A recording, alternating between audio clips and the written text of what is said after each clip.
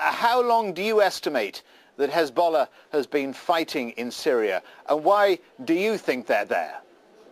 Well, they have been in Syria for at least 8 months. They have been traced in Daraa area, in Daraa province, as well as in Homs and Hama. So they have been fighting, but now yesterday we started to see clearly what's going on. There is a strategic decision, I guess, or I think it's by Tehran to stand behind the Assad regime at any cost, even at the cost of dragging Lebanon into this fight.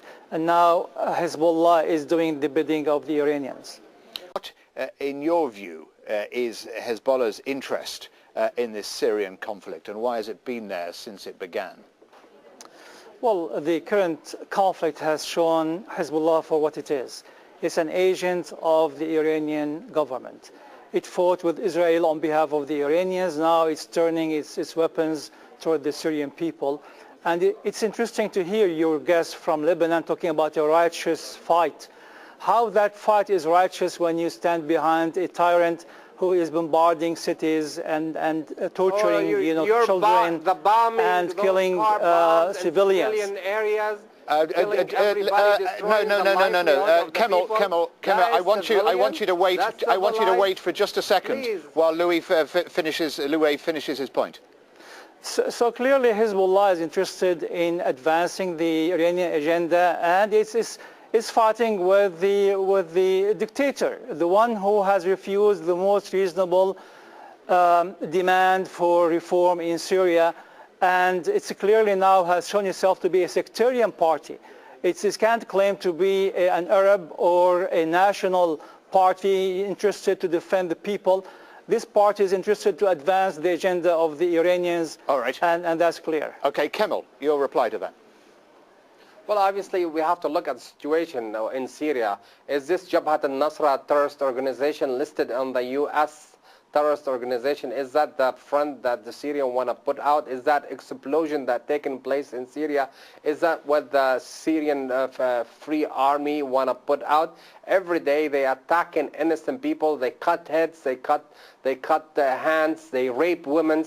Is this really what the Free Syrian Army wanted us to convince us? Is that what liberation mean and democracy mean and due process mean? Look what they did to the Lebanese on the borders. They located in the border between Lebanon and Syria. They came and attacked those innocent people, destroyed this home, and I think Hezbollah came to defend those innocent people and said Nasrallah. Okay, a lot of allegations there. I want to give Louay the chance to come back to that. Louay, you come in, and then I'm going to go. To Nicholas. Thank you. I mean, this is the business of the defenders of the regime, always trying to focus on the rogue elements within the opposition. The opposition has condemned all those car bombs that we believe that the regime is behind them. We have Jabhat al-Nusra is not part of the FSA. It's not part of the Free Syrian Army, and so this is a complete distortion of the truth. Now, let us ask who created this chaos in Syria that allowed certain rogue elements to come in. In fact, some of the rogue elements were created by the regime itself to create terror within the country, terrorize the country. And who is terrorizing the population? Who is throwing the chemical weapons on the people? Louay, I want to focus back on Hezbollah more than these sort of wider allegations. Kamel, is this all a proxy war in your view? The US and the West operating through Qatar, Turkey, Saudi Arabia against the Free Syrian Army backed by Iran and Russia and Hezbollah?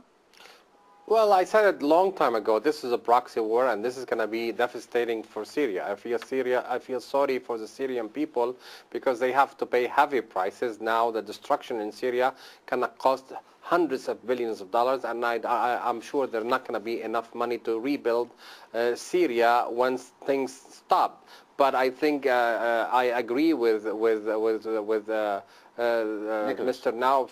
Nicholas from Tunis that I think this is a warning, any intervention from the United States is going to change the scale of war, and I think a lot of people hoping that the United States will actually engage, because this is going to change the whole scale. And I think there's a lot of wise people on the American side. They will not intervene in this war. I think the General Dempsey, he has been very wise, and he has very cautious about entering a war in Syria.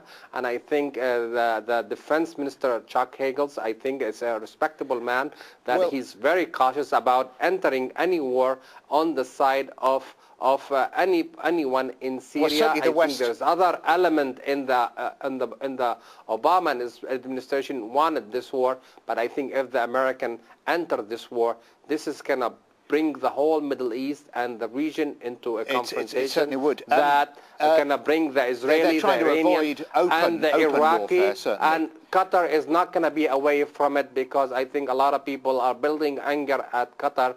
And all those people who are involved, Louay, they have to be very cautious. Yeah, because Louay, I want to move on because we're running out of time. Louay, it seems to me, and I might be wrong, the US doesn't want a regime collapse.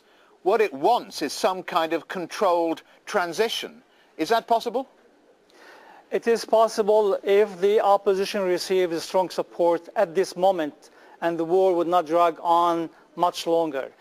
And I can tell you, particularly for our friend in Lebanon, that not only the Syrian people will feel the pain, the Lebanese will feel the pain, and that will be the fault of Hizbollah, because we all know how tense the situation is in Lebanon today. Now, I can tell you from now, really, Iran has come straight right behind the regime, and that's why it has pushed Hezbollah into an area it has no business, entering into. But I agree, if at this moment, before things get out of hand, if we can provide a strong support, meaningful support to the opposition, we don't need any outside forces. The Syrians can finish this regime. That's all a bit too late. Thank you. Thank you indeed to all my guests today. In Beirut, Kamel Wazne; in Doha, Louay Safi; and in Tunis, Nicholas No. And thank you for joining us for this edition of Inside Story. If you want to send your feedback, please do so via email to insidestory@aljazeera.net.